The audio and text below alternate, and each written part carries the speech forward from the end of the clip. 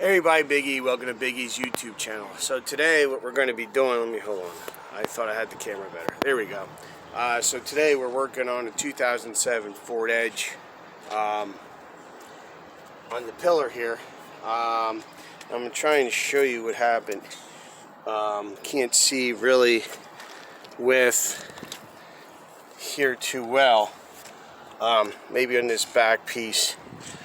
They use a vinyl decal, for lack of a better term. They use it on here. That's great when you take delivery of the vehicle, but when it starts getting some years on it and exposure in the sun, I'm really having, sorry guys, I'm having trouble with my camera today. When you have all this exposure to the sun and stuff, what eventually happens is they, anybody who knows anything about vinyl, heat, it expands, cold, it contracts. So after years of doing that, it gets brittle. What had happened with the family cruiser here is that it developed a bubble, and it got so hot, and from it being brittle, it cracked, and it had a spot here that had opened up. So instead of going through the whole hassle, doing the vinyl thing, getting it straight, putting it on, and possibly having the same issue happen again, what we're going to do is I took it off. I scraped off the vinyl, and then I used a you don't want a real sharp razor blade because it'll dig into it. So you want one that's used so it doesn't dig in.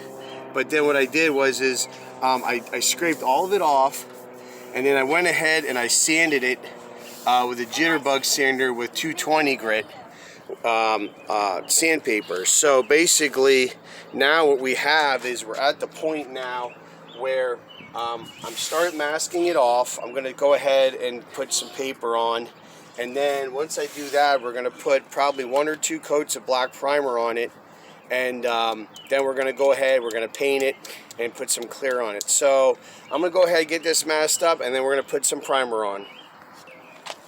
Alright, Biggie, I'm back. So as you can see, I have it all masked up. Here's our area we're going to primer. I'm just using some cheap rattle can primer for now because it's a small area. And then when we start laying a base color down, we're going to get the gun out and the heavy equipment, if you will. And we're going to go ahead and spray. So we're just going to go ahead and we're going to, of course, you don't have to do it crazy. But you can see, when to get your edges really good here, on here.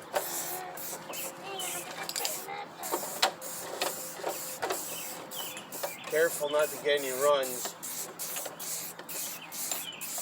It doesn't have to be perfect because we're going to be sanding it anyway once it sets up. So we're going to go ahead, wait for this to set up, and then next step's going to be sanding it with, probably wet sanding it with 400. Alright guys, it's Big E, I'm back. So, we got our primer. I'm going to try and show you guys. It's kind of hard because my phone, I'm charging the camera here at the same time. So I have to, you can see I sanded that with 400. And it is pretty smooth. Now you don't want to go any more than 400 because then what's going to happen is it won't be rough enough for your base coat to adhere to. You can get it too smooth. So 400, you could possibly, if you really want to do, you can go, I've heard as much as 600, but no finer than 600 if you're going to put a base coat down. So I got ahead and got my spray gun set up here. So we're going to go ahead and we're going to start putting the base coat on here. Check our pressure, our feed.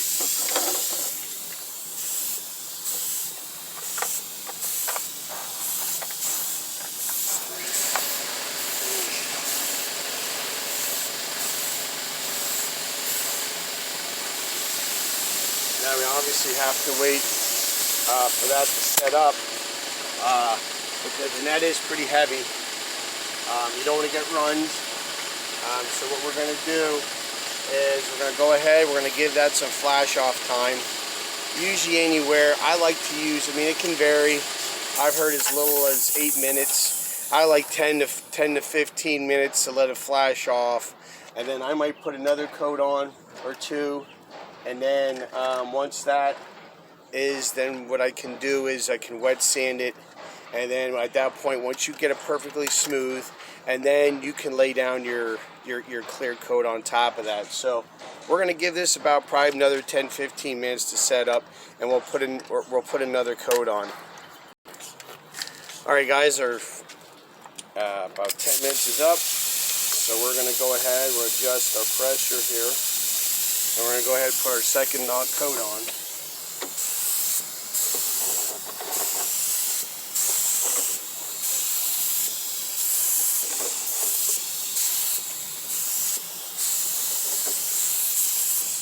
Make sure you get your edges good, especially at the bottom. So you want this, you want your paint to look even when you put your coats on. You want to try and make sure it's real easy to forget about your edges and your bottom and your top. So when you go up there, you might want to angle your gun a little bit to get in there, and then your sides, you want to turn your gun maybe a little bit on like a 45 to make sure you get into those edges. I'll show you here what I mean here is, you can see it might be hard to see. I don't know if the sun and the light's helping, but you want it to look pretty even, and that's probably about with what we're working with. That's probably about as even as we're gonna get with that. It actually looks pretty good. I'm surprised it's as good as it is. So we're gonna go ahead. We're gonna let that set up for now, and I think that's gonna be it for base because it's pretty smooth. I honestly don't think we're gonna need to wet sand it. Actually, it has the texture of like the vinyl, so we actually want to match what's on the car. So I think we're gonna let that set up, and then we might scuff it up with like a 3000. So that way when we put the clear on, it has something to grab onto. But we're gonna let that set up, and then we'll take it from there. Maybe I need to time. All right, guys, it's Big E. I'm back. So had a little issue. I didn't realize I was out of clear coat, so I had to run to the store quick, get some clear coat. So which is good because it gave this time to dry. So what I'm going to do now is use 3000 grit sandpaper. So what I like to do with wet sanding is, most people just use water, which is okay, but I like to spray a little bit of soap on when I'm wet sanding, because the soap actually helps keep the sandpaper clean. So in other words, if you sand just with water, it could be a possibility that the paint that you're taking off, although as small as the amount as it is, it gets stuck inside the sandpaper, the whatever grit sandpaper you're using. In this case, we're using 3000. So therefore, it'll actually clog up your sandpaper. So what actually ends up happening is when you use soap, the soap helps lift that out, the what's coming off. Okay, and then what it does is, then cleaner sandpaper works better. Let me just put it that way. So this here, I actually like, and you can look too how your water, for lack of a better word, is cascading. Now, it is, to me, looks pretty good. It's nice and smooth. There's no issue. What you want to look for, if it's like bubbly, or if it just, you'll be able to see with your own eye if it's not smooth and bubbly. But here it has a nice even sheen. It almost looks flat. There's a little bit there, but that's okay, because when we lay the clear on, we're going to wet sand the clear, and it should look pretty much smooth as glass. So, would you believe I forgot something to wipe this off with? I like to use paper towels because it just takes up all the moisture and all the water, and then it's ready for your next, either if you're gonna, whatever you're spraying, whether it's base color or clear. So in fact, you know what, let me ask my assistant, say, Sadie, on my workbench are my paper towels, can you grab that for me, please? Now the kids are here. Use your point to the thing. Okay, my son's giving me a stick to point. So this is what we're painting, this is what we're not painting, okay? How does that work? Good. And Sadie, you want to here, put that down there. So she got me my paper towel. So we're gonna go ahead, we're gonna wipe this off. Oh, okay, thank you. And you'll be able to see, now I like to spray, and this is just something, I'm not saying this is technical or whatever, but if you're like me, where you're a weekend warrior painter, you don't have a paint booth or whatever, you're just doing this in your driveway, I like to paint, which I found out when I did the vet. I'm sure you'll see that in my other videos on this channel. When we did the vet, one side was I sprayed the clear in the direct sunlight, and the other side I sprayed, it was in the shade, it wasn't in the direct sunlight. Now I would obviously think, oh, direct sunlight is better. Wrong. The problem was it got nice, don't get me wrong, but it dried too fast, and that the clear coat didn't have time to flow in. The molecules didn't flow into each other, and it wasn't as smooth as the side that was sprayed in the shade. So there's a little tip. If you're spraying, you're like me, you're doing it in your driveway or outside, if you can, do it in the shade or put up a tarp that create a shade, so that way you're not spraying in direct sunlight. So it gives your paint or your clear coat time for it to flow, wet flow into each other to make a nice finish. So anyway, so this is all nice and smooth here. I'm happy with it. So we're just gonna go ahead and we're gonna set the gun up here. And that's the other thing I wanted to talk about. I forgot to mention in my other videos, and this is something, like I said, I'm learning as I do this. This is what they call a finish gun, and then you hear a regular a primer gun. What's the difference? Well, here's the difference, and I didn't know this till I read up on this. A finish gun, this has a one, I don't know, you're probably not going to be able to see that. It's upside down, but it says 1.4 on here. Okay, so that refers to your tip. You want like a 1.4 or 1.8 tip. So that way, that's like your finish, because you don't want a ton of a base coat. You don't really want a ton of clear because it could run. And plus, they're not really high solids. It's a finish. Your primer gun is going to be like a 3.0. And I don't have my primer gun right here, but it'll say it at the same spot. It'll say 3.0 on there. That's your primer gun. It lets a lot more solids through, a lot more material. And with primer, you want to get a lot of material, because chances are it's like a filler primer, and you want a lot of material, so that way when you go over it with your 800 or whatever, or 400 grits, I don't know why I'm saying 800, 400, like 220 to 400 grit area with your primer, fill in and get it smooth, and you want a lot of material. So that's why you're going to spray primer with about a 3.0 tip. Your finish, when you start putting paint and clear on, you want a 1.4 to 1.8. Just something to keep in mind, just two little tidbits.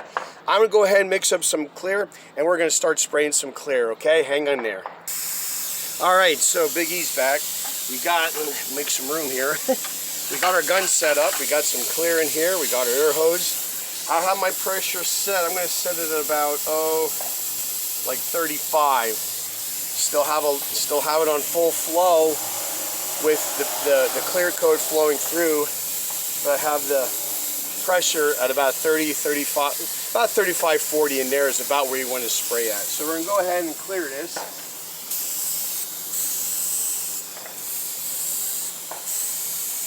Make sure we get full coverage.